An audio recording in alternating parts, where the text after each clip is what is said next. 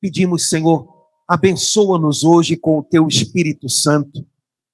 Ele que conhece as nossas dúvidas, os nossos problemas, e Ele que tem todas as respostas, que Ele venha em nosso socorro nessa tarde, nos ensinando, nos corrigindo, nos encorajando. Pai querido, em nome de Jesus, nosso Senhor, que o Teu Espírito hoje encontre em cada um de nós um coração de discípulo, de aprendiz, e que o nosso coração se alegre, se encante ao Te ouvir, ao Te encontrar nessa tarde. Bendito seja o Senhor que nos trouxe aqui para falar ao nosso coração, para renovar as nossas forças, para nos encher de esperança, para que nós aprendamos a viver de fé. Venha em nosso socorro, Senhor, ajuda-nos, trata o nosso coração com a Tua bendita sabedoria, com a Tua suave e poderosa voz. Vinde, Espírito Santo, enchei os corações dos vossos fiéis e acendei neles o fogo do vosso amor. Enviai o vosso Espírito e tudo será criado e renovareis a face da terra. Oremos. Ó Deus, que instruís os corações dos vossos fiéis com a luz do Espírito Santo, fazei que apreciemos retamente todas as coisas, segundo o mesmo Espírito, e gozemos sempre da sua consolação. Por Cristo Senhor nosso. Amém. Amém. Que o Senhor nos abençoe nessa tarde, que Ele abençoe a nossa partilha, que Ele abençoe o nosso coração, para que nós possamos estar em comunhão, em sintonia de alma com o Senhor, para recebermos o que Ele preparou para nós nessa tarde. Que o Senhor nos abençoe em nome do Pai, do Filho e do Espírito Santo. Amém. Boa tarde, a gente vai começar hoje, então, os nossos 3 diazinhos de conversa sobre um homem muito especial, São Bento. Dia 11 de julho, próximo sábado, a igreja celebra a festa de São Bento. Então, a gente achou que seria uma coisa legal a gente conversar um pouquinho e aprender um pouquinho com o caminho feito por esse grande homem de Deus. Eu sei que, de repente, você, quando viu lá o convite, ou quando alguém convidou você, pensou, eu vou lá, porque, de repente, vão falar alguma coisa, sei lá, como é que eu posso tacar a medalha de São Bento no capeta, né? Alguma dessas coisas que eu sei que vocês pensam, né? Mas o capeta não tem medalha, não tem medo de metal, não, gente. O capeta tem medo de santidade, né? Então, a gente vai conversar um pouquinho sobre o caminho de São Bento, o caminho de santidade que ele percorreu, porque esse é o segredo dele, né? Então, a primeira coisa importante que a gente precisa começar falando na nossa conversa é que São Bento não nasceu pronto, como nenhum santo nasce pronto, né? Santos vão se tornando santos, vão sendo santificados à medida que caminham com Deus e à medida que se deixam moldar por Deus. Por isso, o primeiro grande desafio da santidade, no fundo, é sempre esse. Até onde nós estamos dispostos a ser moldados por Deus? Que nós queiramos que o Senhor faça alguma coisa bonita na nossa vida, eu não tenho dúvida. Mas às vezes a gente imagina que o Senhor deve fazer as coisas bonitas que a gente tinha planejado. E nem sempre são essas as que Ele desejou para nós. Ou então a gente imagina que o Senhor deve fazer coisas bonitas do jeito que a gente acha que elas acontecem. E de repente o Senhor tem caminhos diferentes. E nem sempre a gente está disposto a ser moldado por Ele através desses caminhos. Então, a primeira coisa importante que a gente precisa aprender a respeito de São Bento, de qualquer outro homem ou mulher de Deus, que inspira a gente é que esses homens e mulheres foram moldados por Deus do jeito que Deus quis. Eu tenho certeza que todos eles tinham planos, projetos, todos eles talvez imaginassem alguns caminhos e talvez eles pensassem: bom, esse caminho aqui é o mais seguro. E o Senhor, de muitas maneiras, desfez planos, desfez projetos, mostrou outros caminhos. Se foi assim com eles, eu creio que é bastante possível que seja esse também o jeito de Deus trabalhar com a gente. Então, primeira coisa importante, até onde eu estou disponível ao Senhor para que Ele me molde, não da maneira que eu achava melhor, não pelos caminhos que eu podia planejar, mas do jeito que Ele agora me leva pela mão. São Bento foi moldado por Deus. E só depois de um longo tempo ele se tornou capaz de ajudar outros a fazerem também o seu caminho. Porque a gente só é capaz de ajudar outras pessoas a fazerem o caminho delas, a descobrirem o caminho que Deus aponta para elas, quando a gente mesmo está comprometido em encontrar o caminho da gente com Deus. São Bento só se tornou de verdade um homem que começou a liderar de maneira bem-sucedida outras pessoas, quando ele já devia ter por volta de 40 e poucos, 50 anos. Bom, isso significa que ele precisou de um bom tempo para aprender antes a conhecer-se e, conhecendo o próprio coração, aprender também a perceber o coração do outro. E ele aprendeu isso de um jeito tão bonito que aquilo que a gente tem de mais precioso deixado por São Bento para a gente, ao contrário do que você pensa, não é a medalha, que, diga-se de passagem, São Bento nem nunca viu. Eu vou falar disso no último dia, né? Mas o que São Bento deixou de mais precioso para a gente foi a sua regra de vida. E nessa regra de vida, São Bento escreve coisas muito legais, que só poderiam ter sido escritas por alguém que aprendeu com um longo caminho. E aprendeu em primeira pessoa, não numa teoria, mas descobrindo as coisas dentro de si próprio. Por exemplo, quando São Bento, na sua regra, escreve ao abade, que é o responsável, né, o líder da comunidade dos monges, e ele diz ao abade como ele deve ser, São Bento diz assim: olha, que você seja respeitado pelos monges mais pelas suas atitudes do que pelo seu cargo, ou pelo medo que eles tenham de que você descubra alguma coisa que não deu certo. Que você lembre que você recebeu de Deus um desafio muito grande, que é ajudar pessoas com temperamentos muito diferentes.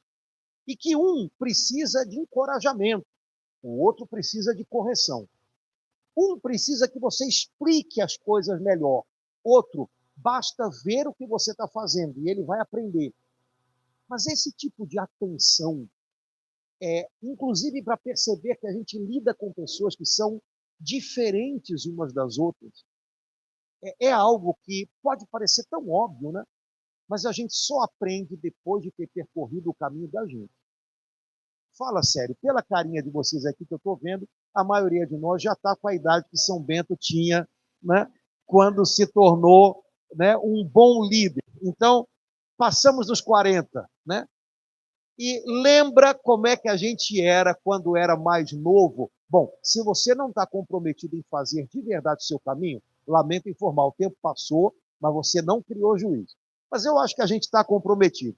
Então, lembra quando a gente era mais novo, que a gente queria que tudo fosse do jeito que a gente achava que tinha que ser? A gente queria botar todo mundo numa forma. Lembra como é que você era com os seus filhos? E agora, olha como é que você é com os seus netos. Aí você vai dizer, não, porque vó... Não, é porque a gente se torna mais compreensivo. E aí a gente percebe que pessoas diferentes precisam de atenções de tipos diferentes. precisam de ajudas diferentes. Não adianta querer botar todo mundo numa forma. Lembra como é que você brigava e tentava entender como é que você tinha educado 4, 5 filhos do mesmo jeito e cada um saiu diferente? E você ficava preocupado e até com raiva disso? Pois é. Mas agora eu acho que você já entendeu, né? Que eles podem ter recebido a mesma coisa, mas cada um recebeu do seu jeito. E, irmãos, enquanto a gente não se conhece, a gente também não é capaz de perceber o outro. E enquanto a gente não se torna compreensivo, a gente quer que as pessoas se encaixem nos quadrados da gente. A gente as machuca para fazer isso. A gente fica insatisfeito por fazer isso. A gente percebe que não é legal. São Bento aprendeu muito até se tornar capaz de ver pessoas diferentes e entender que Deus tinha um caminho para cada uma delas. No tempo de São Bento, havia diversos homens santos que escreviam regras de vida para que outros monges aprendessem com eles. São Bento, inclusive, hoje a gente sabe disso estudando a regra dele, ele não quis ser muito original nas coisas que ele escreveu. Hoje em dia, todo mundo acha que tem que ser mega original, né? Naquele tempo, ninguém estava muito preocupado com isso. Então, hoje, a gente sabe que quando São Bento escreveu a regra dele, a maior parte do que ele escreveu, ele adaptou de uma regra que já existia antes e que hoje a gente conhece. Ele não estava preocupado em mostrar alguma descoberta, em escrever alguma coisa incrível. Ele estava só preocupado em compartilhar o que ele tinha aprendido. Então, São Bento pega essa outra regra, que no tempo dele já era famosa, e faz uns ajustes. Mas quando a gente lê uma e outra, a gente vê que coisa legal os ajustes que ele fez. Por exemplo, na outra regra que São Bento usou, havia capítulos e capítulos falando como corrigir os monges que faziam coisas erradas. E eu não sei se você sabe, mas naquele tempo não se corrigia dizendo: essa semana um garoto que leu um livro sobre São Bento falou: padre, ele bateu num outro monge. Eu falei: bateu, meu filho.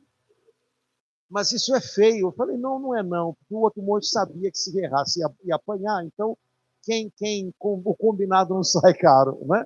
Mas naquele tempo era assim. A correção era feita com o que a gente chama de vara, né? Que era, você lembra disso? Não lembra? Era feita com vara. E pasme, eventualmente até com prisão. Os mosteiros tinham até uma salinha, tipo uma solitária, que hoje o pessoal chama de cantinho do pensamento, né? Mas que naquele tempo era para o moço ficar lá pensando, né? Mas o bonito na regra de São Bento é que todos aqueles capítulos sobre correção ele tirou. E existem detalhes que mostram para a gente uma coisa. Aquela outra regra que ele leu e usou, quem escreveu parecia ser uma pessoa muito desconfiada dos outros, esperando sempre que as pessoas errassem para corrigir. Se você procura isso na regra de São Bento, você não encontra. A impressão que a gente tem é que São Bento, ao contrário, ele não era um cara desconfiado de todo mundo, mas ele apostava muito nas pessoas. É claro que todo mundo pode frustrar as apostas da gente,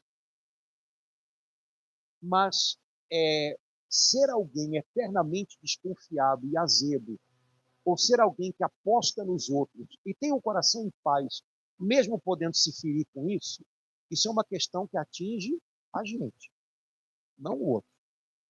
São Bento não era um homem de coração cheio de desconfiança, olhando sempre o lado negativo de quem estava ali com ele. Ele apostava que quem estava ali com ele queria encontrar Deus. E ele apostava as fichas todas nisso. Era possível, e ele sabia isso, que nesse caminho, em algum momento, as pessoas se perdessem, errassem. Por isso, ele fala de correção. Mas tudo na regra dele não gira em torno de corrigir pessoas que erram, mas encorajar pessoas que estão buscando. Irmãos, como é que está isso na vida da gente? Será que na nossa vida tudo ainda tem a ver com corrigir pessoas que erram? Ou será que a gente já tenta criar ao redor da gente um clima de esperança em que a gente está encorajando quem de verdade está buscando? Quem está buscando, se erra, mas continua sendo encorajado, melhora. Quem não está buscando ainda, você pode querer abrir a cabeça da pessoa, não vai. Como é que é o ambiente que a gente está criando ao redor da gente? Bom, as pessoas em algum momento, a gente vai ver isso daqui a pouquinho, procuravam São Bento, porque estar perto dele era bom. Estar perto dele fazia bem para as pessoas, fazia elas se sentirem aprendendo e encorajadas. Como é que está isso na vida da gente? São Bento não imaginava que as pessoas que iam ter com ele estavam prontas, porque ele próprio não nasceu pronto e ele teve que fazer um caminho, e ele também teve muitos desafios, viu? Teve que aprender a se conhecer, que é talvez o primeiro grande desafio da gente. Mas por isso exatamente São Bento não imaginava que todo mundo que vinha ao mosteiro já chegaria pronto. Talvez esse seja um outro problema da gente. A gente imagina que as pessoas que entram na nossa vida já têm que estar, se não prontas, pelo menos só faltando o arremate. Né? Sabe aquela história? Ah, só está faltando o acabamento, mas o grosso já foi. Né? Pois é, não. As pessoas chegam do jeito que elas chegam. Tem um capítulo na regra no qual São Bento diz como é que a comunidade e o abade vão definir se uma pessoa deve ingressar no mosteiro ou não. E aí ele dá umas 2 ou 3 dicas. A dica mais bonita, e ao mesmo tempo aqui não dá para a gente medir com uma régua, é assim: procurem saber se verdadeiramente essa pessoa busca a Deus. Em nenhum lugar São Bento diz: procurem saber se essa pessoa é irrepreensível. Procurem saber se ela já caminhou bastante. Procurem saber se ela está de verdade buscando a Deus. Por isso, até hoje, os beneditinos usam essa expressão como uma expressão para explicar o que é um mosteiro. Eles dizem que é uma escola do serviço do Senhor e mais algumas coisas. Mas eles também dizem é um lugar onde se busca a Deus. E é legal porque eles não dizem que é um lugar onde se encontra a Deus, é um lugar onde se busca. Porque geralmente quem acha que já encontrou está enganado. E quem reconhece que só ainda está buscando está mais perto. Quem acha que já encontrou a Deus, não, eu já encontrei, geralmente está enganado, porque acha que colocou Deus aqui. Quem simplesmente reconhece eu estou buscando, geralmente está mais perto de Deus. Veja, quando alguém vai a um mosteiro, não é porque ali vai encontrar a Deus, é porque ali está comprometido a buscar a Deus. Não adianta eu querer encontrar Deus atrás de uma pilastra, ou numa pessoa muito sábia ou muito santa, ou em livros, se eu não tenho um movimento de buscar a Deus. É uma fantasia querer encontrá-lo. A gente vive num tempo muito engraçado, né? Porque desde a pandemia, todo mundo quer tudo por delivery, já viu? Eu estou com um rapaz lá na minha hora muito engraçado. Um garoto, ele agora está precisando emagrecer, porque ele foi, né? Falou, mas é muito difícil. Falei, rapaz, tem que ter disciplina. Não dá. E de repente eu estou lendo alguma coisa, estou vendo alguma coisa na internet, de repente aparece aquele bolo de chocolate na internet. Aí eu ligo para o iFood e daqui a pouco o bolo de chocolate está aqui. Falei, esse é o problema da gente. A gente não precisa fazer força, a gente quer tudo no delivery, né? Hoje em dia, quer coisa melhor do que fazer compra pela internet? E você sabe que nos Estados Unidos, na China, às vezes, dependendo da distância, chega no mesmo dia, porque vem um dronezinho carregando o negócio. Já está assim, cara, está pensando o quê? Só que, irmãos, quando o assunto é vida com Deus, isso não funciona. Busque Deus e passe sua vida buscando. E passe sua vida com fome e sede de Deus. E não imagine que consumir alguma coisa sobre Deus, que pode chegar pela internet ou pelo correio, significa que você está encontrando a Deus. Só encontra, e a Bíblia diz isso, vai encontrar quem o buscar de todo o coração. Agora, buscar a Deus não significa assistir à internet e muito menos fazer uma compra online. Buscar a Deus tem a ver com buscá-lo aqui dentro, por debaixo ou por cima, talvez, da nossa confusão. Tem a ver com buscá-lo na comunhão com os outros, conviver, estar junto. Como é que a gente diz na missa? O Senhor esteja, Ele está. Não, eu prefiro procurar Deus na minha cama. Eu tenho uma televisão ótima, eu ligo lá na internet e vejo um programa que fala de Jesus. Pois é, mas a igreja diz na missa que Ele está de nós. Não na sua cama, vendo a internet, no meio de nós. Convivência. São Bento, apesar de ser um grande homem de oração, de silêncio, ele não é um homem que se isola. Ele viveu um bom tempo na solidão para encontrar-se e depois poder oferecer algo a outros, mas ele não se isolou. Ele não rejeitou as pessoas que chegaram na vida dele. Isolar-se nunca é um caminho que nos leva a Deus.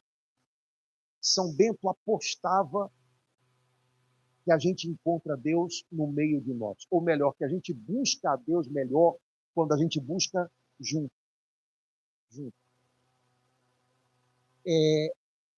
Essas coisas todas foram o caminho dele, as descobertas dele.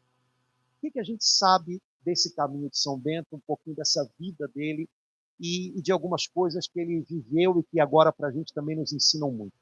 Bom, em primeiro lugar, antecipando tudo, que isso era para falar amanhã, mas o que a gente sabe de melhor sobre São Bento é o que a gente encontra na regra de São Bento. Porque São Bento mesmo diz na regra, e São Gregório, que escreveu a vida dele, diz isso sobre ele, que ele nunca ensinou alguma coisa que ele próprio não tivesse vivido. Então, acho que é uma pessoa interessante, né? Uma pessoa que o que ela ensinou é porque ela experimentou primeiro. Deixa eu ver se isso funciona. Agora eu vou explicar para você. Né? Ou então, uma pessoa que tentou conformar sempre o que ela viveu àquilo que eram os valores dela. Isso é difícil, né, irmãos? Porque todos nós aqui temos valores que são de verdade os nossos valores. Mas o problema é que nem sempre a gente consegue ver a altura deles, né? Mas é um desafio que a gente tem que topar, né? O nome disso é... Qual é o nome mesmo? Coerência. Coerência. Ninguém tem 100%, mas a gente tem que tentar ter coerência.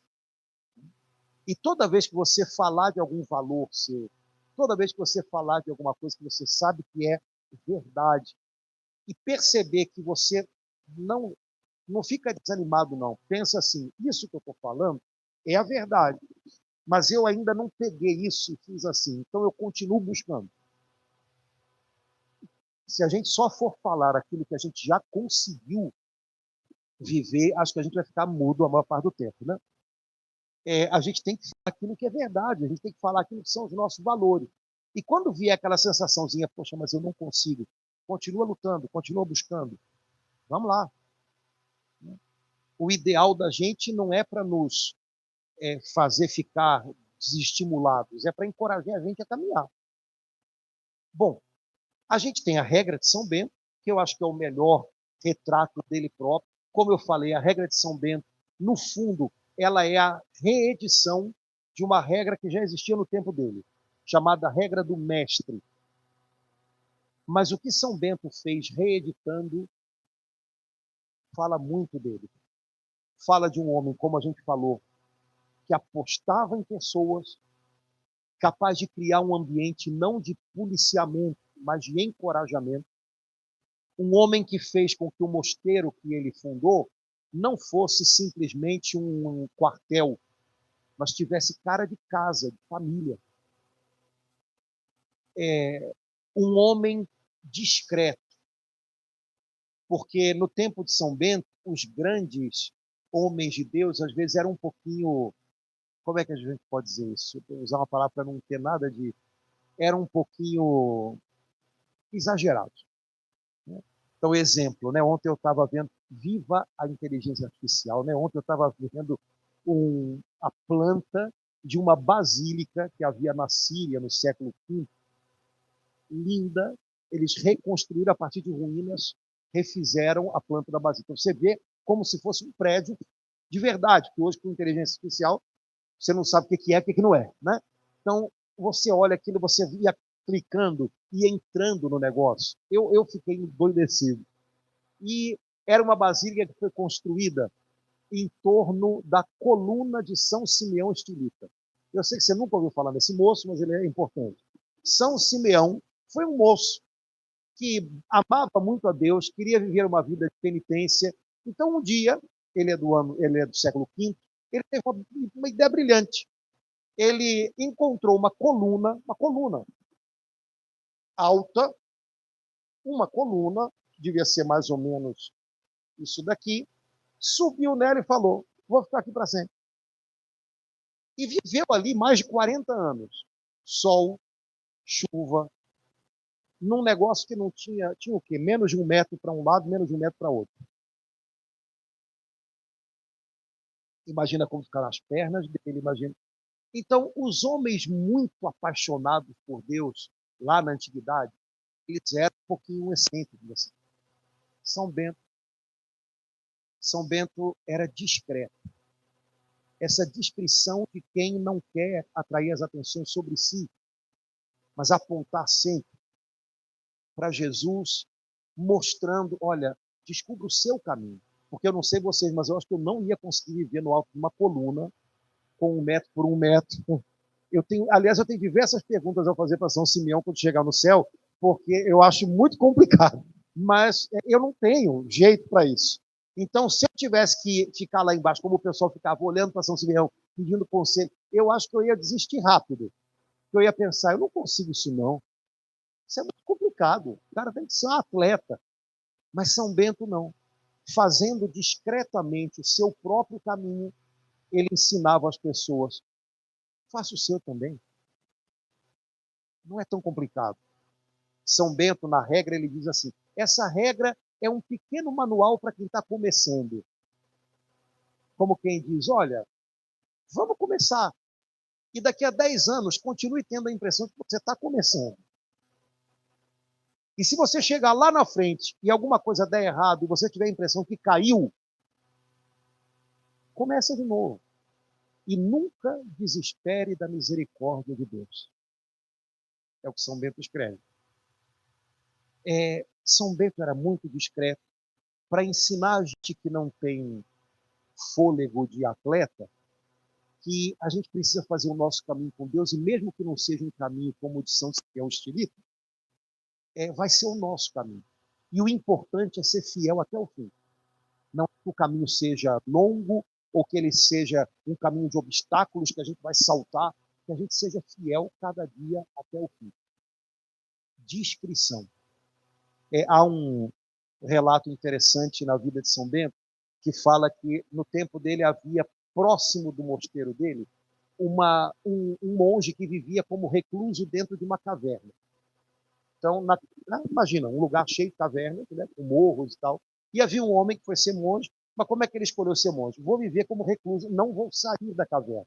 O recluso, antigamente havia, eles não saíam do lugar onde ele ficava. Então, para fazer a coisa ficar ainda mais, o que esse homem fez? Arranjou umas correntes e prendeu as pernas dele ao fundo da caverna.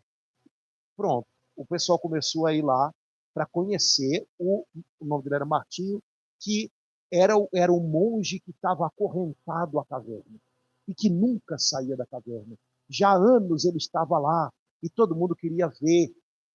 E aí um dia perguntaram para São Bento: escuta, você não vai lá ver não, o Martinho lá preso lá na caverna? O negócio é bacana, é legal, é diferente, né? E São Bento disse assim: não, ao contrário, vocês vão lá, mandem um recado para ele. Não se deixe prender por nada, ser pelo amor a Jesus Cristo. Aí foram lá para falar com o monge entendeu, eu virei um espetáculo, né? Mandou quebrar as correntes e nunca saiu da caverna. Mas agora não porque estava preso no fundo dela, mas pelo motivo certo. Era um compromisso dele com Deus. São Bento não era chegado a coisas muito espalhafatosas que chamam a atenção. A gente vive num tempo de muito espalhafato, né, irmão? Tudo tem que aparecer, tudo tem que ser fotografado, tudo tem que ser publicado. São Bento, eu acho que iria muito contra isso. Bom, alguém quer publicar? Publique, mas a gente, a gente continua vivendo, vivendo. Não quer dizer que você não possa ter lá as suas fotos que você bota, mas cuidado com isso. São Bento tem uma frase na regra dele muito interessante. Ele tem um capítulo, isso a gente vai ver amanhã, sobre os instrumentos das boas obras, ou seja, as coisas boas que a gente deve fazer para caminhar com Deus. Bom, tem coisas ali óbvias, tipo não matar. Então seria ótimo que a gente não matasse ninguém, né? Para caminhar com Deus. Acho que faz sentido, né? Mas tem outras coisas um pouco mais sutis. E tem uma delas que é muito legal. São deles assim: não querer parecer santo antes de ser. Ao contrário, cuidar de ser santo, porque se parecer, pelo menos tem algum motivo para o pessoal achar que você é santo, né? Mas não querer parecer alguma coisa antes de ser. Irmãos, isso pode parecer algo tão simples, mas isso fala a algo dentro da gente que é terrível, que é a nossa preocupação com a nossa imagem. A gente se importa muito com o que as pessoas pensam da gente, com o que elas falam da gente. E vocês já imaginaram a força que a gente faz para parecer algo melhor do que de verdade a gente consegue ser? E o problema é que de tanto querer parecer algo melhor, a gente acaba não fazendo um caminho verdadeiro. A gente acaba não cuidando daquilo que de verdade precisa ser cuidado. Porque, inclusive, quando a gente está excessivamente preocupado com a imagem da gente, a gente nem pedir ajuda pode. Vão pensar o quê se eu pedir ajuda? Né? Eu não sou o super-herói, então eu não posso pedir ajuda, eu vou levar isso aqui. Quantas pessoas de igreja vivem uma angústia profunda porque precisam de ajuda, gostariam de melhorar, mas como acham que as pessoas olham para elas como santas, não pedem ajuda e vão sendo consumidas lá dentro. São Bento não era muito desse tipo de pessoa, não. Você precisa de ajuda? Peça. Você não está pronto? Não se preocupe em parecer pronto. Caminhe com Deus, mas um caminho verdadeiro, real. Porque de outra maneira, você não vai estar vivendo. Você vai estar só parecendo. Não sei se vocês conhecem aquela frase de São Vicente de Paula, quando uma pessoa foi reclamar com ele, estavam falando mal dela. Sabem como é que foi? Se uma pessoa foi reclamar de São Vicente que tinha descoberto que estavam fazendo fofoca dela e estavam falando mal dela, e São Vicente falou: meu filho, nunca se preocupe com o que as pessoas estão falando de você. Certamente você é bem pior do que tudo que ela fala.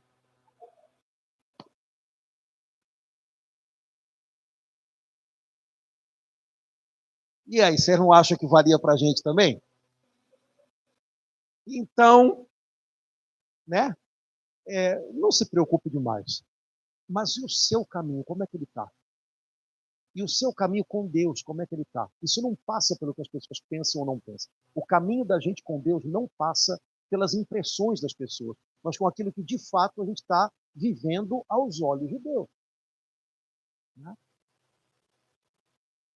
Santa Teresinha gostava de uma frase que eu acho até que não é dela, mas que dizia que nós somos apenas só aquilo que nós somos aos olhos de Deus.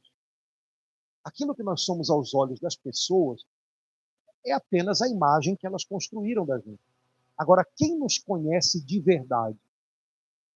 Então a gente é o que a gente é aos olhos dele. Então a gente precisa começar a pedir ajuda por ele. Senhor, o Senhor sabe quem sou eu, melhor que eu sei. Me ajuda, me ajuda. Bom, além da regra, a gente conhece São Bento por um livrinho simpático, que na verdade é um pedaço de um livro maior, escrito por um papa que escreveu isso 50 anos depois da morte de São Bento. Quando ele escreveu, as pessoas ainda lembravam de São Bento. Havia alguns monges que talvez ainda tivessem tido contato com ele. E esse papa Na verdade, ele foi monge em Roma. É possível que ele tenha usado a regra de São Bento também ele próprio, por isso ele é considerado beneditino, um grande papa chamado São Gregório Magno. São Bento escreveu a regra dos monges, São Gregório Magno escreveu a regra pastoral, uma regra de vida para pastores de almas. Um espetáculo também. Pessimamente traduzido, mas um espetáculo. São Gregório escreveu um livro maior chamado Os Diálogos, porque, na verdade, o livro ele é escrito em forma de uma conversa de São Gregório com um diácono chamado Pedro. O livro segundo dos diálogos, que seria para a gente sei lá, a seção 2 do livro, é só falando de São Bento. Todo o resto do livro fala de um monte de gente. Eram normalmente monges e padres que viveram naquela época na Itália e que São Gregório queria dizer, tá vendo? A santidade é possível hoje também. Gente, isso há 1500 anos atrás. Hein? A gente hoje escreve livro para falar disso, né? É possível ser santo hoje. São Gregório escreveu isso há 1500 anos. Olha, Deus quer que a gente seja santo também hoje. O mesmo Deus que agiu na vida dos homens que estão descritos na Bíblia, está agindo na vida da gente hoje. E aí ele fala de um monte desses homens, histórias muito legais, mas o livro segundo é só sobre São Bento. É quem ocupa mais espaço. A gente falou que é uma biografia de São Bento, depende. Porque as nossas biografias hoje elas são bem mais exatas, bem mais cheias de detalhes. São Gregório não tinha preocupação de fazer isso. Naquele tempo não era assim que se escrevia a vida de alguém. Então, São Gregório dá algumas dicas importantes para a gente em termos de época, em termos de vida pessoal e em termos de geografia de São Bento. Mas, comparativamente com o que a gente gostaria de saber, não é tanto. Então, ele fala que São Bento se encontrou com um rei de um povo bárbaro que estava arrasando aquela região da Campanha, ali na Itália, um pouquinho mais ao sul de Roma, e que esse encontro abrandou um pouco a crueldade desse homem. A gente sabe pela história que, de fato, esse homem, que se chamava Tótila, ele teve uma época mais próximo da morte dele em que ele mudou um pouco as estratégias dele de conquista, e a gente sabe o ano da morte dele. E a gente sabe, por São Gregório, que São Bento, quando encontrou ele, previu a morte dele para dali a um tanto tempo. Então a gente consegue fazer contas. A gente sabe que São Bento nasceu numa cidadezinha da Itália chamada Nórcia, na Úmbria, que é a região onde também tem Assis, Cássia. Uma cidadezinha pequena, mas muito ligada à cidade de Roma. E que os pais dele tinham uma condição econômica boa. São Gregório diz para a gente que São Bento tinha uma irmã chamada Escolástica, que ele não diz que era gêmea, mas todo mundo jura que era a irmã gêmea dele. E que Santa Escolástica, muito jovenzinha, tinha sido consagrada a Deus como virgem consagrada. Ainda talvez criança, uma prática que estava terminando numa determinada época. A gente tem uma ideia de quando mais ou menos São Bento nasceu. Então a gente imagina que ele nasceu no ano de 480.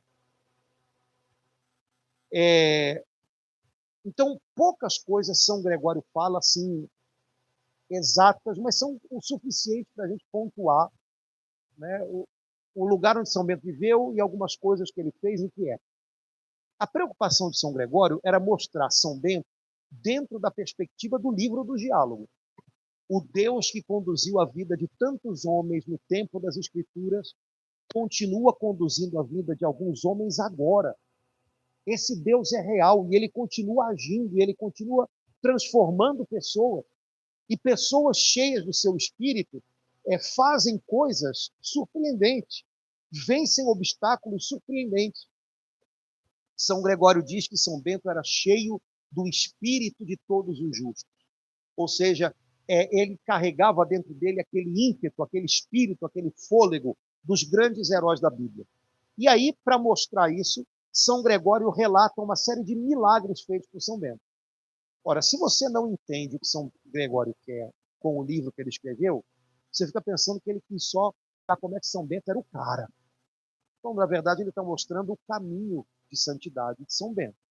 O caminho que ele fez é com Deus. E para mostrar que ele estava sendo preenchido com o Espírito de Deus, São Gregório fala que São Bento realizou esse ou aquele milagre, sempre colocando esses milagres em paralelo com milagres feitos por grandes homens de Deus na Bíblia. O que ele está querendo dizer? Olha, você lembra da fé, sei lá, de Moisés, que feriu a rocha e fez água brotar? São Bento fez parecido. Você lembra do poder de Elias, que arrancou do lago, né, um machado que tinha se perdido? São Bento fez parecido. Você lembra de Pedro, que obedece a Jesus e anda sobre as águas? Pois então, São Bento obrigou o monge e, por obediência, esse monge andou nas águas. Não, gente, não é uma coletânea de uau, que coisa, sei lá, fantasmagórica, que coisa. Não. Ele está falando de coisas que quem lê e junta as peças com a Bíblia entende o que ele está dizendo. Os homens de Deus do Antigo e do Novo Testamento foram movidos por fé. Esse homem de Deus, que é a maneira como São Gregório fala de São Bento, hein? Homem de Deus. Esse homem de Deus foi movido por fé. Os homens de Deus do Antigo e do Novo Testamento criaram um povo que se movia em fé junto com eles. São Bento deu origem a um povo de homens que se moviam, que aprenderam a se mover por fé junto dele. É disso que São Gregório está falando. Por isso, as coisas que ele fala, se a gente não sabe ler, dá a impressão de que ele está falando umas coisas meio e que, então, vamos pedir para São Bento fazer igual. Todo seu, quer andar em cima da água, com praia aqui, vai lá. Né? Mas lembra que a gente falou que São Bento era discreto? Ele não era um mágico. Os sinais que ele realizava, todos eram sinais. Um sinal aponta para Jesus. Mágica não existe. E pessoas que fazem mágica, na verdade, a gente não chama essas pessoas de ilusionistas? Pois é. O mundo é cheio de ilusionistas. Era no tempo de São Bento, é hoje. Mas ilusionistas fazem mágica para dar dinheiro com isso, ou para atrair atenção sobre si. Homens de Deus fazem milagres. Mas milagres, na linguagem do Evangelho de São João, são sinais. Ou seja, eles não retêm ninguém neles, eles apontam para Jesus. Essa é a grande diferença, irmão. Jesus disse que nos últimos tempos, até pessoas influenciadas por demônio fariam milagre. O discernimento passa por algumas outras coisas. Não é o que é feito, mas que espírito anima aquilo. É o espírito de lucro? É o espírito de poder, de atração sobre a sua própria imagem? Isso é sinal de que Deus não está envolvido com isso. O que é de Deus atrai, aponta e leva para Jesus. Só Jesus é a resposta de todos os tempos, do tempo de São Bento e do nosso. Bom, São Bento, quando chega à idade, possivelmente lá pelos 16 anos, ele é mandado para Roma para estudar. Nada muda, né? Então, os pais viram lá que São Bento devia crescer na vida, e naquele tempo, a maneira melhor de crescer na vida era o seguinte: fazer uma faculdade de direito e tentar cargo público. Não mudou nada mesmo, né? Então, olha, o sonho dos pais de São Bento para São Bento era que ele fosse advogado, naquele tempo não tinha isso, fizesse concurso e fosse funcionário público, né? São Bento foi para Roma. Nossa, era muito pequenininho. Roma, apesar de estar num tempo ruim, ainda era uma cidade imensa. Quando São Bento chega lá, ele vê que a cidade está destruída moralmente. Já é uma Roma majoritariamente cristã, mas os cristãos não dão um bom exemplo. Então São Bento percebe que se ele continua lá, ele corre o risco de se perder. Porque São Bento sabia que ele não era de ferro. Então ele pensou, se eu continuar aqui, eu vou acabar fazendo igual a todo mundo. E aí São Gregório diz que, cheio de uma, traduzindo cheio de uma sabedoria ignorante ou de uma ignorância cheia de sabedoria, que ele não terminou a faculdade. São Bento deu as costas para Roma, porque o desejo dele era agradar somente a Deus. Vou fazer só um parêntese e fecho, para não... São Bento tinha ido para Roma porque os pais tinham mandado ele para lá. Obviamente, eles tinham planos para ele, e obviamente São Bento queria agradar os pais. Mas a partir do momento que ele, em Roma, percebe que ele corre o risco de se perder de Deus, ele quer agradar mais a Deus do que aos homens. Então ele corre o risco de desagradar os pais, mas volta de costas para aquilo tudo. Ele tem uma escala de prioridades. E Deus está sempre em primeiro lugar. Cuidado quando a gente exige que as pessoas agradem a gente fazendo o que é plano da gente. Cuidado quando a gente está tão preocupado em agradar todo mundo que a gente esquece a prioridade. Essas coisas necessariamente não estão em absoluto conflito, mas eventualmente uma coisa pode atrapalhar a outra. Então eu posso querer demais agradar todo mundo ao ponto de abrir mão da minha fidelidade a Deus. Ou então eu posso querer que as pessoas me agradem tanto, façam exatamente aquilo que eu queria, sejam exatamente aquilo que eu queria, que eu corro o risco de impedi-las de viver o caminho delas com Deus. Mesmo que seja um caminho que eu saiba que é complicado, que é árduo, pais e mães devem ter que lidar com isso muito. Porque tem planos para os filhos, né? Tem sonhos, querem proteger os filhos. E nem sempre a gente percebe que às vezes a gente acaba querendo que o outro agrade a gente e não viva. Essas coisas acontecem. Fechando parênteses, São Bento tinha ido para Roma, levando com ele uma babá. Naquele tempo era isso, né? Uma ama. Ou seja, ele já tinha 16 anos, mas vinha uma moça lá para cozinhar, lavar, passar, né? Enfim. E quando ele vai embora de Roma, a moça vai junto. E eles vão para uma aldeia perto de Roma chamada Enfide. Nessa aldeia havia uma igrejinha e havia um grupo de cristãos muito comprometidos, que viviam ali, apesar de cada um ter o seu lugar, mas viviam ali uma vida cristã a sério. São Bento levou a ama dele, se juntou àquelas pessoas e começaram a viver em Enfide. Até que um dia a ama de São Bento pediu para fazer alguma coisa na cozinha, um tacho para alguém. E ela descuidadamente deixou o tacho cair e se quebrou. Vocês sabem que no tempo de São Bento, ano 480, ano 500, não tinha indústria, tudo era feito à mão. Então tudo era caro.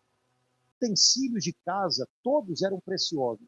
Quando a empregada viu aquele tacho quebrado, ela ficou muito preocupada. Eles não tinham dinheiro para pagar aquilo, como é que ia ser? São Bento, então, pega o tacho, junta os pedaços, reza, e o negócio fica inteiro de novo. E aí, você sabe como é que é, né? As notícias correm. E o pessoal começou a falar de São Bento. De tal maneira que esse tacho ficou pendurado na porta da igreja um tempo, porque todo mundo falava daquilo e botaram o tacho pendurado lá para o pessoal ver o milagre, né? São Bento percebeu que ele estava em perigo de novo.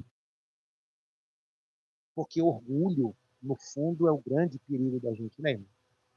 E o orgulho tinha ido junto. E o perigo era ele achar de si mesmo algo maior do que de fato ele era. Isso é o orgulho da gente. Então, dessa vez, São Bento foge, deixa a ama e vai para uma região um pouquinho mais distante, chamada Subiá. Ele encontra um monte onde há cavernas e ele começa a viver numa dessas cavernas. Ele encontra um monge que vive num mosteiro perto da caverna dele.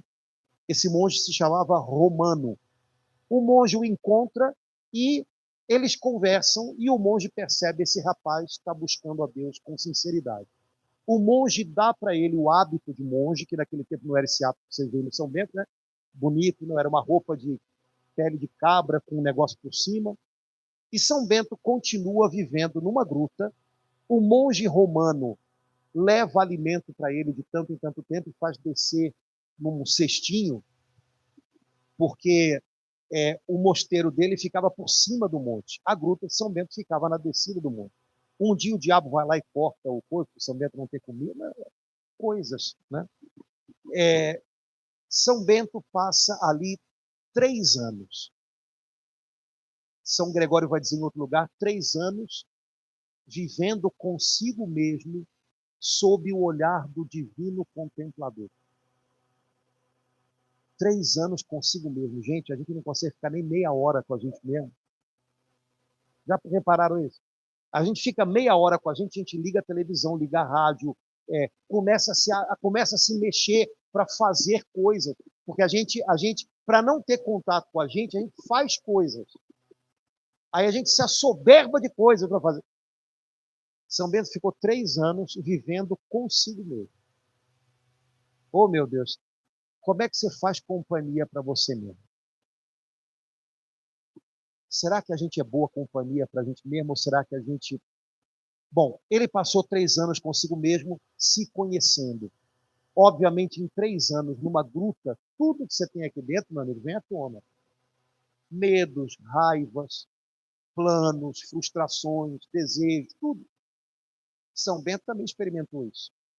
Teve uma tentação de impureza carnal uma vez, se jogou nos espinhos para voltar a si mesmo, é o que São Gregório fala. São Bento não era masoquista, né? Eu vou me machucar. Não, ele se jogou nos espinhos para voltar para ele. Está doendo. Pois é, tu está aqui, cara, acorda. Tua fantasia está indo lá para longe, está te levando para longe de você. Tu está aqui agora. Vamos lá, a vida está aqui. São Bento teve que lidar com essas coisas todas.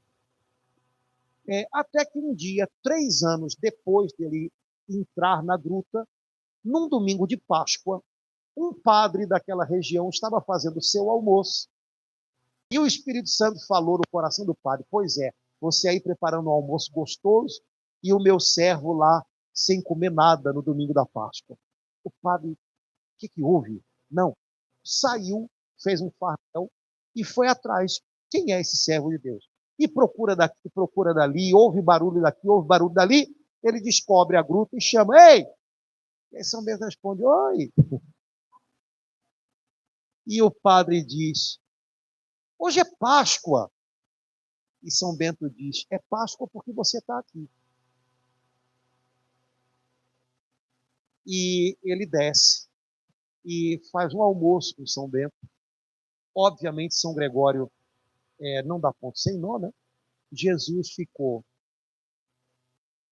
3 dias incompletos sepultado numa gruta, e na Páscoa dá início a uma vida nova.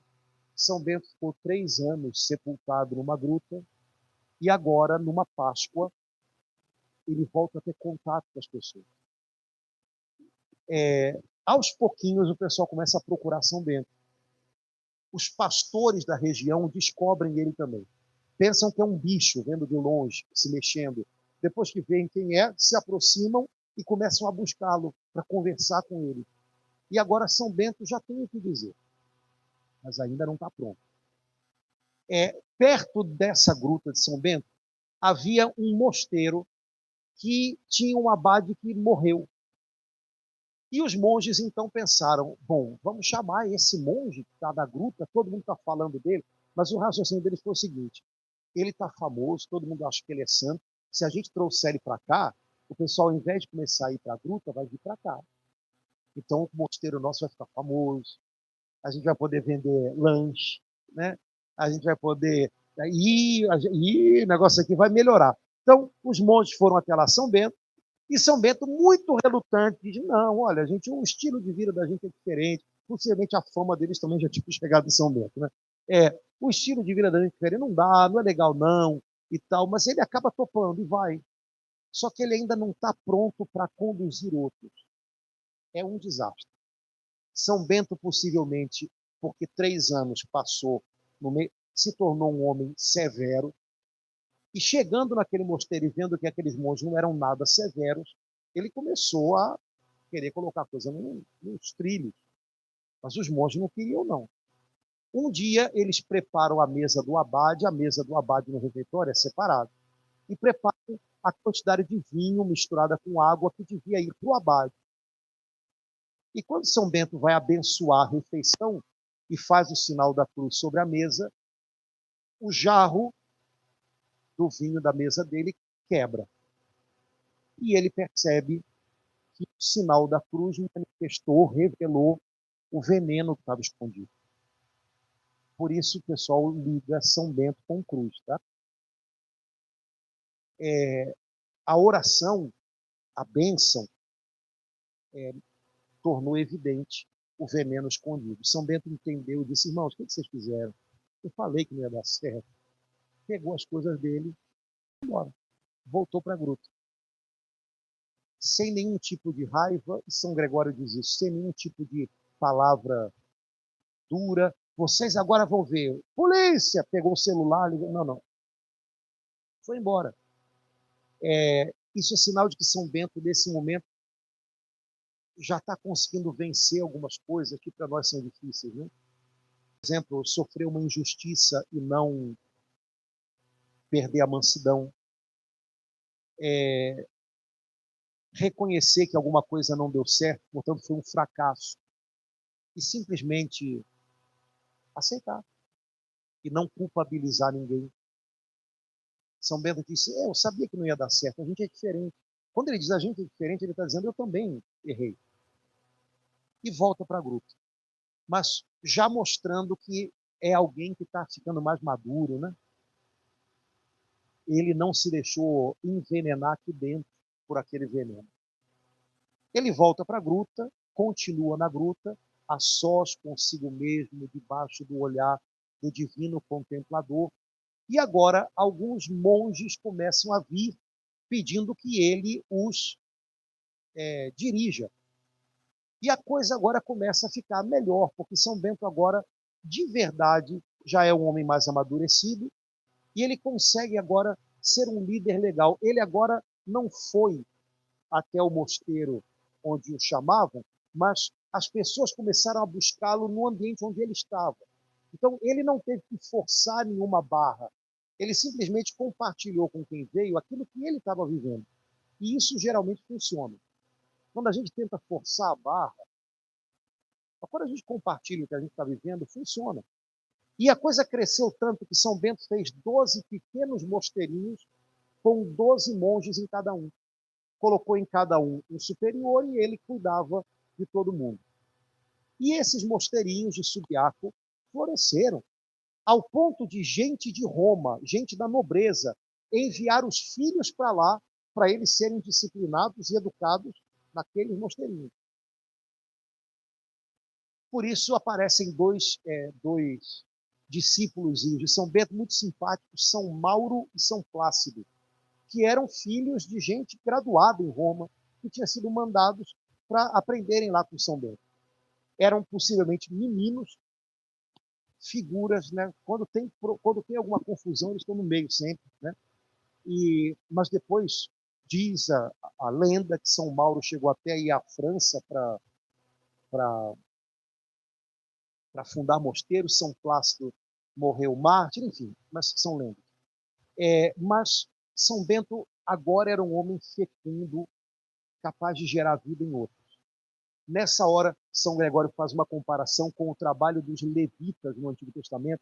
É uma frase que eu tenho certeza que vocês nem conhecem, porque a gente não lê muito, mas quando Moisés organiza o trabalho dos levitas, que deviam cuidar do santuário, que depois seria o templo em Jerusalém, Moisés diz assim: os levitas podem começar a servir a partir dos 25 anos, mas eles só podem cuidar, ou seja, transportar os vasos sagrados do altar a partir dos 50 anos. E aí São Gregório usa isso para falar desse momento de São Bento.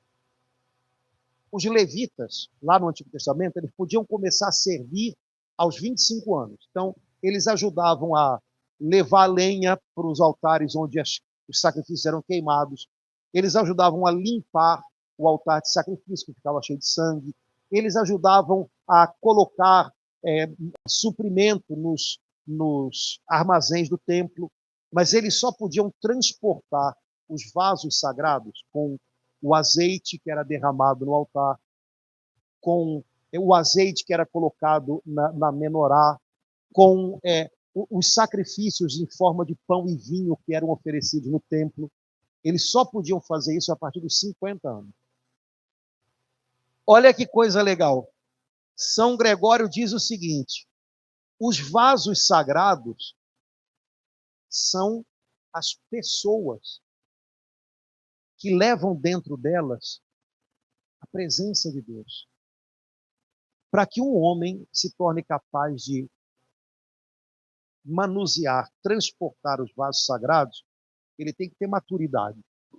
Se ele for muito jovem, talvez a pressa faça ele derramar o que está nos vasos, e o que está nos vasos é consagrado. Olha que legal isso, cara. Então, na verdade, São Gregório não está falando de vaso, está falando de gente. Né? Gente carrega coisas muito preciosas aqui dentro. Para cuidar disso, para transportar isso sem vazar, sem derramar, sem perder, você precisa de maturidade. Se você não tem maturidade, você vai tentar transportar, você vai acabar perdendo o que é sagrado, o que está dentro das pessoas. Fala para mim, a gente já não fez isso aos montes? A nossa pressa, a nossa ansiedade, as nossas cobranças, as nossas acusações. A pessoa estava carregando algo precioso dentro dela e a gente atropelou aquilo por causa da nossa pressa. A gente era novo, queria... Mas, com a graça de Deus, com o trabalho do Espírito Santo na gente, Deus vai nos transformando para que a gente amadureça. E perceba que transportar um vaso sagrado não é só lidar com o vaso, mas o que tem dentro dele, porque o que tem dentro dele é precioso. Como quem carrega os vasos do altar, né? Não é a âmbula que é preciosa, é o que ela tem dentro. Né? Assim também com pessoas, né, gente? São Bento, então, começa lá com os 12 mosteirinhos, e aí São Gregório relata os milagres que se parecem com os milagres dos grandes heróis da fé na Bíblia. São Bento fica muito conhecido e, para vergonha da classe, tem um padre da região que morre de inveja e que quer acabar com São Bento ali, porque não quer mais saber dele. São Bento está chamando o povo para junto dele, o povo vai para junto de São Bento não está chamando ninguém, né? Mas o povo vai para junto dele e o padre ficou com raiva. O padre chegou a mandar pão envenenado para São Bento. Segunda vez que tentam envenenar São Bento. E vou te dizer, pão que parecia, São Gregório escreve, pão que parecia ter restado da celebração da Eucaristia. Porque naquele tempo havia o pão que era consagrado como Eucaristia e havia uma outra parte que era mandado para quem dava fora. Então, sinal de comunhão, sinal de amizade, carregando veneno. São Bento percebe, porque São Bento recebe de Deus, com a maturidade dele, essa graça de ver dentro das coisas. Ele percebe que aquele pão que parece um sinal de comunhão, na verdade tem veneno. Ele então ele dá para um corvo, tem um corvo que todo dia vai lá pegar comida com ele. Aí ele chama o corvo e dá uma ordem para o corvo levar aquele pão para um lugar onde ninguém encontra. O corvo ficou meio assim, porque tinha veneno no pão, o corvo ficou meio... Mas acabou, vai menino, leva. E o corvo pegou e levou. Por isso, na imagem de São Bento, você já viu, tem um corvinho com um pedacinho de pão lá. Um biquinho, né? O corvo não comeu, largou num lugar onde ninguém, né? Mas São Bento seguiu a vida. O padre não satisfeito, gente, que vergonha, não satisfeito, pensou assim, eles têm fama de santo, vou acabar com essa fama deles aí. Foi na cidade, chamou umas moças que eram lá meio dançarinas, entrem lá no convento, no mosteiro, dancem lá um pouquinho, tem uns garotos, uns monges novos lá, eles vão ficar nervosos, vão lá, né? E as mulheres vão lá. Quando São Bento vê que agora não é ele que está em perigo, mas os outros, ele decide, agora chega. Ele faz as malas e sai. Quando ele está indo embora, um dos monjinhos vem correndo para dar uma ótima notícia. Ih, o senhor não sabe? Fica aqui com a gente, pai São Bento. Porque lembra aquele padre que criou? Então, ele estava no terraço na casa dele, o terraço caiu, ele morreu.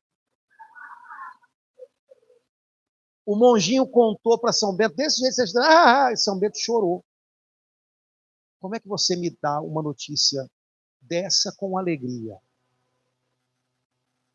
Mas São Bento, na verdade, não estava saindo lá só porque aquele padre... Ele percebia que tinha chegado a hora de um novo momento. Então ele não volta atrás. Não, eu vou prosseguir. Continua os mosteirinhos em Subiaco, mas ele vai para outra região. Um lugar chamado Monte Cassino. Se você conhece Subiaco e Monte Cassino, você vê a diferença de um para outro. Subiaco é tudo ali em volta da antiga gruta de São Bento e dos mosteirinhos. É um vale no meio de umas montanhas cheias de floresta. É lindo, mas parece que você está dentro de uma garrafa. Monte Cassino é um morro no meio de um vale ensolarado, você vê longe, é um negócio.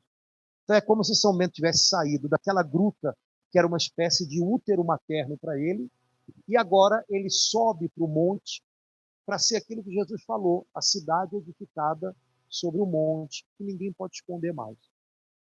Ele chega em Monte Cassino com um grupinho de monges e eles começam a construir um mosteiro.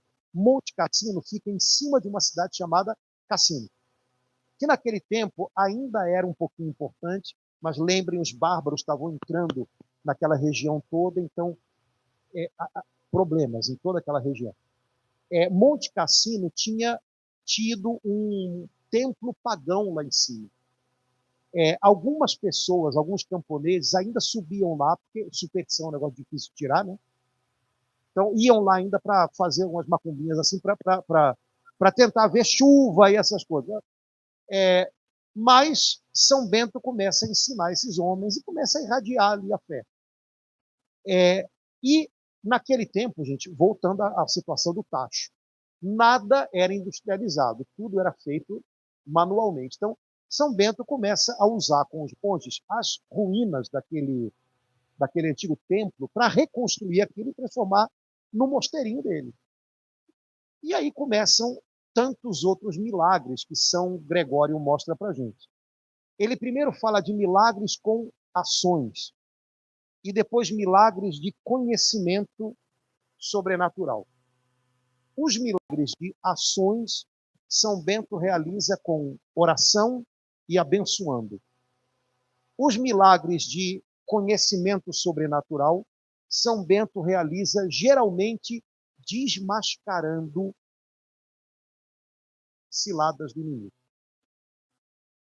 Mas cada um dos milagres você tem que ler, tentando entender o que o São Gregório está falando. Ele não está falando só de taca coisa ali, quebra coisa ali, não está falando bem mais do que isso. Eles começam a querer construir o mosteiro usando as coisas que tinham sido do tempo pagão. Então, paredes que ainda estão em pé, pedras lavradas, tem que se usar tudo. Os monges escolhem uma pedra grande que eles perceberam que funcionaria bem numa determinada coisa do mosteiro. Então, eles tentam tirar aquela pedra de um lugar para outro e ninguém consegue tirar a pedra. A pedra parece que, se você botar um caminhão ali, ela não sai do lugar. Então, eles vão reclamar. O pai, São Bento, a gente está tentando tirar a pedra, a gente já tirou outra, mas essa não sai de jeito nenhum. São Bento vai lá, dá uma bênção, e aí eles descobrem que debaixo da pedra tem um ídolo enterrado. E aí São Bento manda eles se livrarem daquele ídolo, e quando eles puxam a pedra sai. Quer dizer, queria impedir o mosteiro de prosseguir. Né? Mas, na verdade, a gente também tem que se perguntar, será que tem algum ídolo escondido aqui que não está deixando que a obra de Deus caminhe na minha vida? Bom, idolatrar uma estatuazinha do deus Apolo, que era o chefão lá em cima, coisa, a gente não faz isso. Mas a gente pode idolatrar tantas outras coisas, né, gente? Nossa própria imagem, uma outra pessoa. um projeto que a gente tem, que a gente acha que tem que acontecer, nem que seja na base do tapa, sei lá o quê. Coisas às quais a gente se apega deixam Deus fazer a obra dele na nossa vida. Será que tem algum ídolozinho aqui escondido debaixo de alguma pedra que eu queria usar? Bom, os monges de São Bento, gente, não eram gente assim, muito inteligente, não, mas enfim, os monges pegam o ídolo e levam para a cozinha e deixam na cozinha. Eu acho que eles pensaram em queimar o ídolo, então deixaram na cozinha. Na cozinha, daqui a pouco eles estão trabalhando, olham para a cozinha parece estar pegando fogo. Eles param o trabalho, vão todos para a cozinha, puxa água e tal. São Bento chega e vê que aquele fogo não é real. Eles estão iludidos. São Bento faz o sinal da cruz, os olhos deles se abrem, eles percebem que a gente está se perdendo numa ilusão. A gente está lutando com uma ilusão. Não tem nada aqui. Como às vezes acontece com a gente, né, gente? A gente parece que se desgasta, a gente perde as forças da gente lutando com coisas que não tem sentido nenhum. Fulano, Beltrano, agora eles vão ver, não podiam ter feito comigo, sei lá o quê. E a gente luta com aquilo. Tem uma personagem da literatura que fazia isso, né? Dom Quixote, lembra dele? Né? Que achava que os moinhos eram, né, monstros guerreiros, né? Moinhos. E a gente parece que também luta com alguns nossos, né? Fantasias, ilusões. Num outro momento, os monges começam a andar bem com a obra e eles precisam construir um muro, porque o mosteiro, na verdade, também era como se fosse uma pequena fortaleza. E eles começam a construir um muro e a coisa funciona bem. Então, eles vão falar como é que é. Você vai aprendendo a construir, você vai, né, a coisa vai caminhando. Então, eles começam a construir. De repente, o muro desmorona e cai em cima de um monge. Mas ele não morre, ele tem os ossos todos quebrados. Pegam o corpo do monge e levam a São Bento desolado. São Bento pega o corpo daquele monge e coloca num lugar de oração dele. E orando pelo monge, traz ele de volta à vida. Quase que dizendo para a gente, olha, cuidado para você não ser levado pela febre do sucesso. Quando você constrói e as coisas parecem que, sabe, e aí você não consegue parar e nem percebe que você pode estar colocando alguma vida sua ou de alguém em risco. Sabe como quando Jesus falou que há pessoas que constroem sobre a areia? Cuidado para não ser arrastado por tanta agitação, tanto ativismo e perder de vista que não é a nossa agitação que faz a obra de Deus prosseguir. São Gregório conta um monte de outros milagres, coisas interessantes, mas todos eles têm esse sentido. Hein? Lembra do rei Tótila, o Bárbaro? Ele ouviu falar de São Bento e queria conhecer São Bento.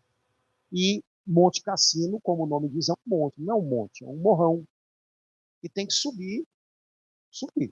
Então Tótila falou assim, eu quero ver se ele é santo mesmo, então eu vou aproveitar, já vou fazer o meu teste. Pegou um cara do exército dele, colocou as roupas dele no cara e mandou subir. Sobe e diz que você sou eu.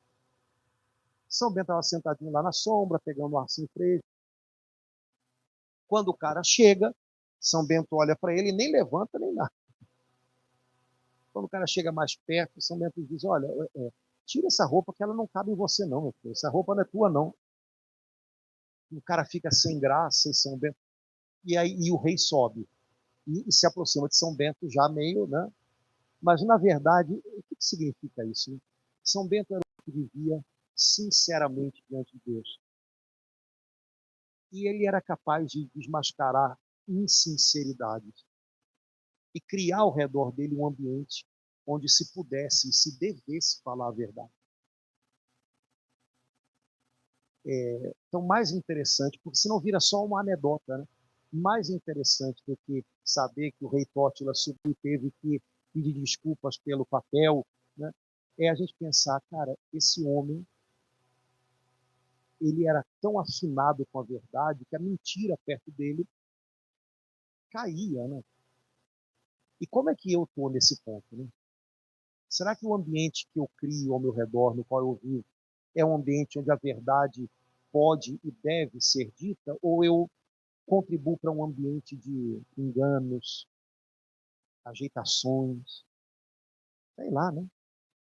Bom, terminando já, porque senão essa história, né, estou parecendo que eu estou contando a história do meu avô, né? Mas São Bento, já próximo da morte, se encontra pela última vez com a sua irmã Escolástica. Essa história todo mundo conhece, né? Santa Escolástica e São Bento se encontravam uma vez no ano, num lugarzinho que tinha na subida de Monte Cassino. Santa Escolástica, que era mulher, não entrasse no mosteiro, e para que São Bento, que era monge, pudesse passar o dia com ela, e quando o dia estava descendo, ele pudesse voltar para o mosteiro, porque a regra dizia que o monge tinha que dormir no mosteiro, a não ser que ele tivesse de viagem. Mas então, o lugar que era pertinho do mosteiro, ali, era bom para os dois. Então, um dia, lá em fevereiro, né, de 547, Santa Escolástica sobe e São Bento desce, e eles se encontram naquele lugar. E Santa Escolástica, no coração dela, percebe que é o último encontro deles. Então, depois que o dia termina e São Gregório diz, eles estavam conversando sobre as coisas de Deus, Santa Escolástica pede, meu irmão, não volta para o mosteiro não, vamos ficar para a gente passar a noite conversando sobre as coisas de Deus. E São Bento, que não era já aquele homem tão duro, mas que era, né, ele tinha escrito a regra, então ele pensava, se eu escrevi, a primeira pessoa que tem que cumprir sou eu, né? São Bento, meu irmão, o que você está me pedindo? Você não sabe que o monge tem que dormir no mosteiro? Não, de jeito nenhum. Eles estavam na mesa, Santa Escolástica, São Gregório diz que ela baixou a cabecinha assim, e de repente caiu um temporal, que ninguém conseguiu sair do lugar. Ninguém. Quando São Bento viu o que tinha acontecido, ele vira para minha irmã, o que você fez? E aí a resposta de Santa Escolástica é, eu pedi a você e você não me ouviu. Eu pedi ao Senhor e ele me ouviu. Então eu acho bom você não sair daqui, porque se ele ouviu, é sinal de que ele deseja, né? E aí São Gregório faz um comentário tão bonito. Pôde mais quem amou mais. Se você vê os milagres antes, dá a impressão que São Bento é o campeão dos milagres, né? Ninguém segura esse garoto, né? O cara, uau! A única pessoa que venceu São Bento foi Santa Escolástica. Pôde mais quem amou mais. E, gente, não é que isso é uma verdade para a vida toda? Bom, primeiro, quem pôde mais, porque amou mais do que todos. Quem pode mais numa família? Quem ama mais. Não quer dizer que você vai convencer todo mundo, não. Mas quer dizer que mesmo que todos os outros já tenham desanimado de levar as coisas para frente, se você ama mais, você vai conseguir, ainda assim, deixar algo bom no coração dessa turma. E quem perdoa, ama mais. Quem perdoa sempre vence. Sempre vence. Aqui dentro. Alguns dias depois, Santa Escolástica morre e São Bento pede que ela seja sepultada na sepultura que tinha sido preparada para ele. Mas mais alguns dias depois, um mês depois, São Bento também morre. Antes de morrer, São Bento está na cela dele e ele tem uma visão. Tem uma história que ele vê mais de uma. Ele viu a alma de Santa Escolástica indo ao céu, representada por uma pomba. Por isso que na estátua de Santa Escolástica tem a pombinha, né? Ele viu por essa janela da cela dele. Ele viu a morte de um bispo amigo dele e ele teve uma visão já no final da vida. Ele viu num único raio de luz em Deus todo o universo. Essa janela, bom, Monte Cassino, você tem um mosteiro construído todo para lá, novo, né? E a região onde era o mosteiro no tempo de São Bento era um pouquinho mais para cá, né? Bem de onde você vê, né? Então você tem tipo um museu, tem que pagar para entrar lá. Então tem lá uma capela no lugar onde seria a cela de São Bento, e na capela, pelo menos ajuizadamente, eles mantiveram a janela, né? No sentido de construir uma janela no lugar onde São Bento tinha o quarto dele. E, obviamente, quem conhece as histórias olha para aquela janela e junta tudo, né? Porque era aqui que ele via, e é uma janela que dá para um vale lindo, né? E São Bento vê num raio de luz, todo o universo em Deus. Significa que ele agora está maduro. Ele agora está quase pronto. Porque ele enxerga tudo na luz de Deus. E na luz de Deus cabem todos. Ele enxerga o universo inteiro. O olhar dele está transfigurado. Ele vê tudo em Deus. E por que não dizer, ele vê Deus em tudo. São Bento adoece alguns dias e, num dos momentos de oração litúrgica na capela do mosteiro, que é onde hoje tem um jardim com uma imagem de São Bento, participando da liturgia com os monges, percebe que vai morrer. 2 monges o mantêm de pé na oração. São Bento morre de pé, com os braços levantados, como se rezava naquele tempo. E os monges veem um caminho se abrindo diante dele em direção a Deus, né? Mas ele morre de pé. Isso é uma das coisas, né? São Bento não é pego de surpresa pela morte, ele vai ao encontro da morte, né? E vai ao encontro da morte como quem vai ao encontro de uma liturgia, porque ele levanta as mãos, né? E morre orando até que, né, que os monges o amparam, né? Então, essa é um pouquinho a história de São Bento, né? Tem muitas outras coisas interessantes. Se faz muita pesquisa arqueológica em Monte Cassino, em Subiaco, então volta e meia se descobre alguma coisa legal, né? Tem teorias interessantes sobre como é que era a vida naquele tempo, nos mosteiros e tal, então a gente fica sabendo um pouquinho também de como era a vida lá, porque por tabela, né? Porque os historiadores procuram, mas regra de São Bento e diálogos de São Gregório são praticamente o que a gente tem de mais seguro.